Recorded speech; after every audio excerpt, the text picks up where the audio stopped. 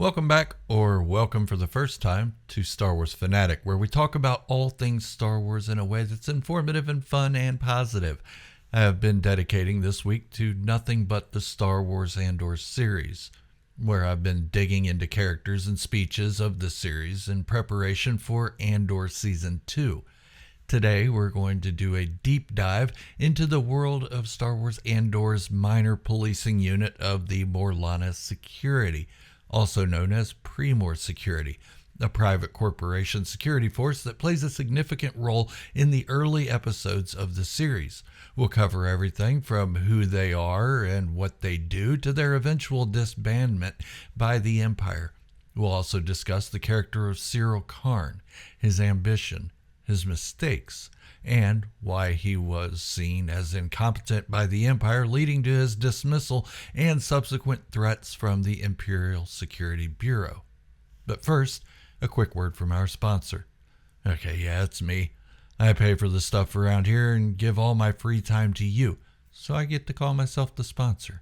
What color is an orange? Orange, you say? Good, you passed the test. Now subscribe to my channel and show everyone how intelligent you are. The world will know you're the best there is, and the Star Wars Cantina Band will sing your praises in an obscure language that requires a translator for anyone to understand. But at least they'll be singing about you, and it will stop them from performing Gangnam Style repeatedly. So, subscribe and be the best. Okay, I hope that squeaky little voice was fun for you. I do. All right, if you're fascinated by the political and social dynamics of the Star Wars universe and want to dive deeper into the inner workings of its various organizations, you're in the right place. Don't forget to like, subscribe, and hit the bell for more Star Wars lore and analysis. Had to say it again. YouTube likes it when I say it multiple times. Sorry. Morlana Security, also known as Pre-Ox Morlana Authority or Pre-Mor Security, is a corporate security outfit responsible for maintaining order in the Pre-Ox Morlana sector of the galaxy. But who are they? And how do they fit into the larger Star Wars narrative? Well, Morlana Security operates under the auspices of Pre-Ox Morlana, a powerful corporate conglomerate with significant influence over several star systems, including Morlana 1 and Ferrix. Yes, Ferrix. That's why you see him there. The corporation itself focuses on mining and other industrial enterprises, making Morlana Security a kind of privatized police force designed to protect these interests.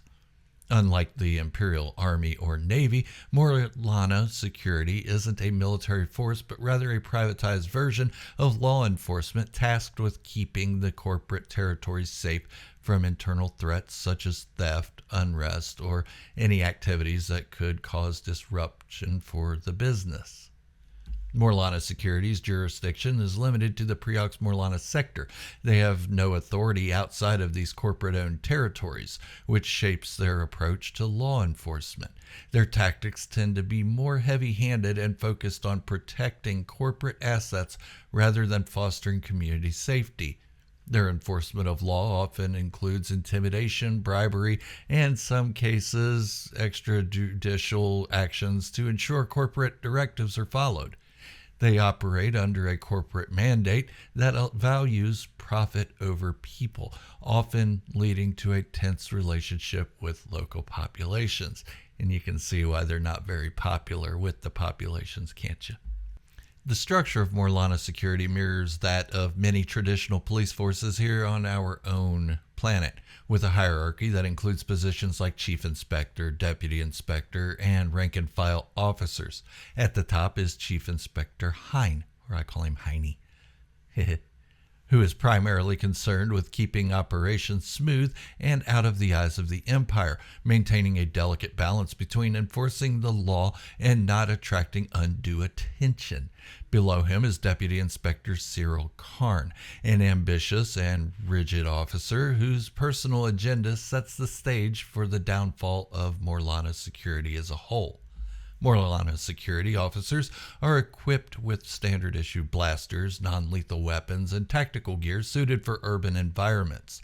Their blue uniforms and insignia distinguish them from Imperial forces, signaling their status as a corporate entity rather than an official branch of the Empire.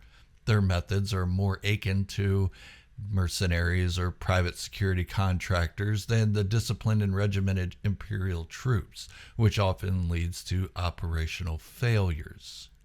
Yeah, failures. They suck. Anyways, the beginning of the end for Morlana Security comes with a seemingly routine altercation that spirals out of control. Cassian Andor, seeking information about his lost sister, ends up in a confrontation with two Morlana security officers at a brothel on Morlana 1. Yeah, a brothel. The altercation turns deadly, and Cassian is forced to kill both officers in self-defense. This incident, while small, becomes the catalyst for a much larger conflict. Deputy Inspector Syril Karn sees the deaths of the two officers as an opportunity to prove himself, driven by a combination of personal ambition and a rigid sense of duty. Karn takes it upon himself to hunt down Cassian Andor. Mistake. Big mistake. However, his methods are unorthodox and often reckless. Without proper authorization, Karn begins a full-scale investigation going against Chief Inspector Hines' direct orders to downplay the incident and avoid Imperial scrutiny. Karn's overzealous pursuit of Andor leads him to the planet Ferrix, where Cassian is believed to be hiding. Disregarding warnings and without comprehensive intelligence, Karn, he's not intelligent, organizes a raid on Ferrix. The operation is poorly planned and executed, relying on limited personnel and lacking strategic foresight. The result is a disaster, to say the least. Several officers are killed, the local population is further alienated, and Cassian escapes with the help of Luthen Rael. Love that guy. Man, he's awesome. A mysterious figure who plays a key role in the early rebellion. This failed operation exposes Morlana Security's inadequacies and marks the beginning of their end. The raid on Ferrix was a disaster on multiple levels, Yeah, it was bad. Not only did it fail to capture Cassian Andor, but it also exposed Syril Karn's incompetence as a leader. His decision to press forward with the raid despite being warned against it highlighted his inability to assess risks and manage a delicate situation. The Empire views such failures harshly, especially when they lead to unnecessary loss of life and damage to Imperial property. The ISB, or Imperial Security Bureau, responsible for maintaining order and rooting out threats within the Empire, takes note of the Ferrix incident. Lieutenant Supervisor Dedra Miro of the ISB quickly identifies the failures of Morlana Security and sees an opportunity to expand the Bureau's influence. The Empire, always seeking to consolidate power, uses this failure as a pretext to dissolve Morlana Security and bring the Preox Morlana sector directly under Imperial control. Karn, once an ambitious officer with dreams of rising through the ranks, is now a liability.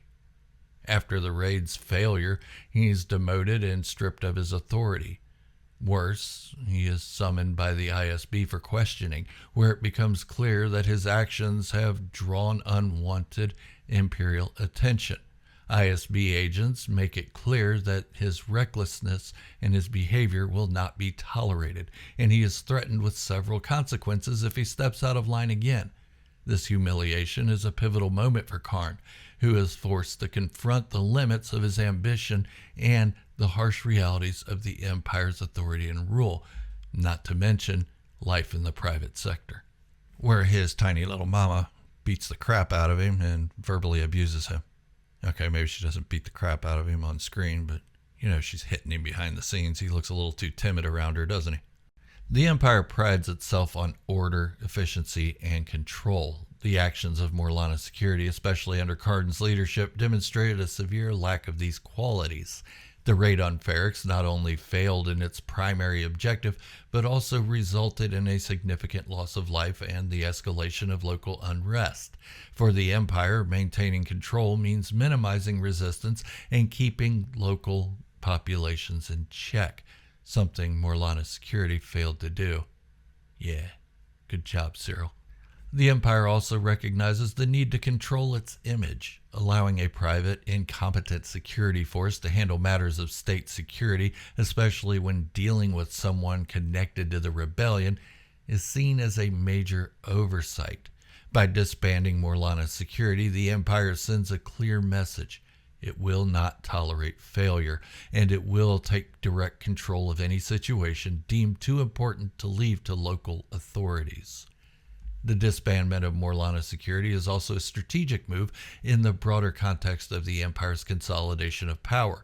By eliminating local and corporate security forces, the Empire can establish a more uniform control over its territories, reducing the risk of rebellion and ensuring that all enforcement is conducted according to Imperial doctrine.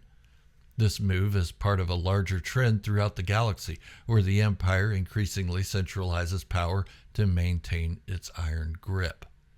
The Empire's decision to take direct control over the hunt for Cassian Andor is based on more than just his evasion of justice.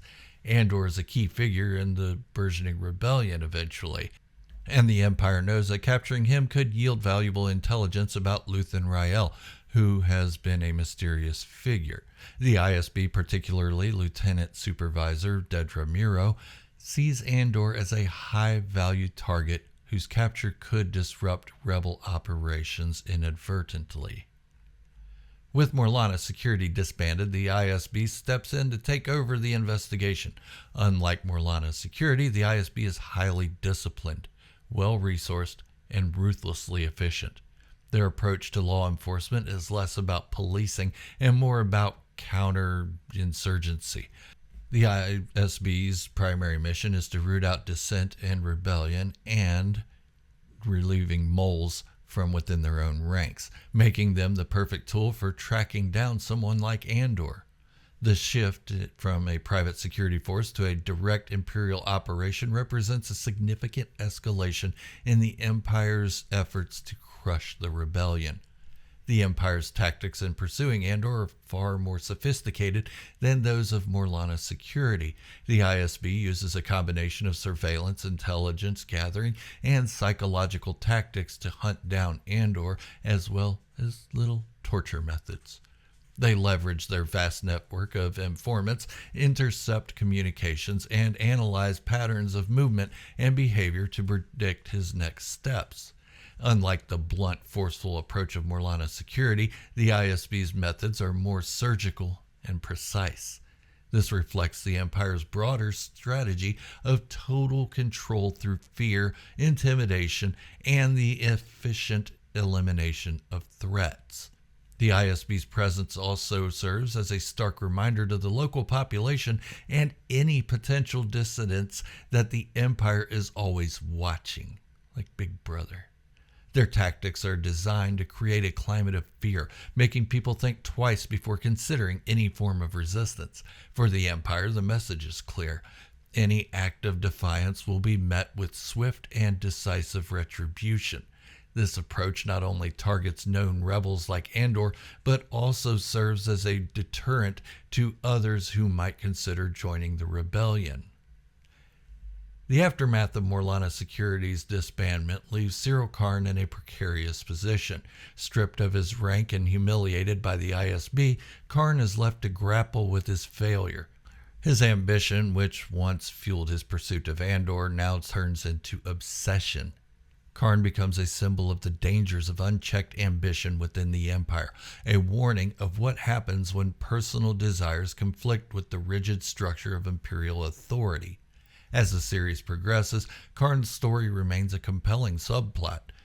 Will he seek redemption by trying to prove himself once more, or will his resentment against the Empire push him towards more drastic measures? The way he was looking at Dedra Miro, I'd say it's the latter of the two. Probably. Yeah. Looked like they went backstage and took a couple laps around the hay. Anyways, the tension surrounding his character adds depth to the narrative, illustrating the complex interplay between personal ambition and institutional power within the Star Wars universe. The disbandment of Morlana Security and the arrival of the ISB have a profound impact on the local populations. While Morlana Security was seen as corrupt and inefficient minor nuisance, there was at least some familiarity with their methods. The ISB, however, brings a new level of fear and control. The local inhabitants of Ferrix and other planets in the sector must now navigate a much harsher reality where any dissent could lead to severe consequences. This creates an atmosphere ripe for rebellion, as the people's desire for freedom grows stronger in response to the increased oppression.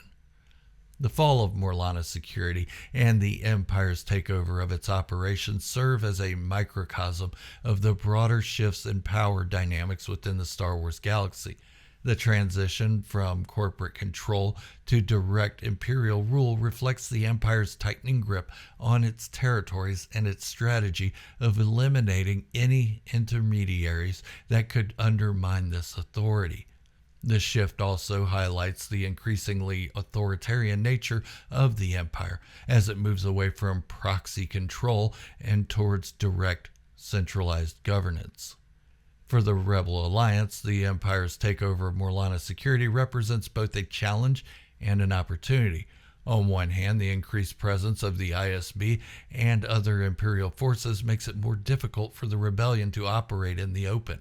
On the other hand, the harsh tactics of the Empire often drive more people into the arms of the rebellion, as local populations grow weary of the constant surveillance and oppression. The fall of Morlana Security and the rise of direct Imperial control serve as a catalyst for increased resistance, fueling the growing unrest that will eventually lead to open rebellion.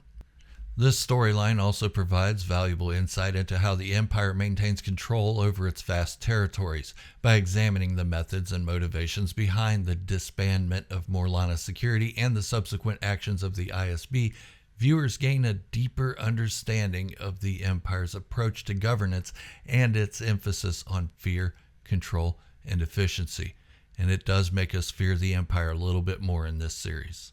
This understanding is crucial for anyone looking to explore the complexities of the Star Wars universe beyond the traditional battle between good and evil. In conclusion, the rise and fall of Morlana Security in Star Wars Andor is more than just a subplot. It's a crucial narrative thread that illustrates the complexities of power, control, and resistance within the galaxy. From the incompetence and downfall of Syril Karn to the ruthless efficiency of the ISB, the story arc provides a compelling exploration of the darker side of the Star Wars universe. It highlights the consequences of unchecked ambition, the harsh realities of Imperial rule, and the growing tensions that fuel the fires of rebellion. Morlana's security story is a reminder that in the Star Wars galaxy, power is never static. It constantly shifts, changing hands and transforms in response to the actions of individuals and institutions. As we continue to explore the series, we're reminded that every choice, every action has consequences that reverberate across that galaxy. If you enjoyed this deep dive into the world of Star Wars Andor and want to explore more about the politics, power structures, and characters of this incredible universe, listen to my little sponsor here at the end. Yeah, I'm the sponsor, and it is actually my voice. I just wanted to make it funny sounding. Hope you enjoy it. No one can predict the Star Wars Cantina Band set list, but they are likely singing your praises just for making it this far into the video. Subscribe now and submit your place in the history books of the Mos Eisley Cantina. And when you're finished hitting the subscribe button, play Party Rock Anthem by LMFAO over and over and over until you learn how to shuffle. I enjoy that little voice. I hope you did too. Until the next time, this is Gerald, a Star Wars fanatic, signing off, wishing you all great health, happiness, and peace. Thank you all for watching, and remember, this is the way.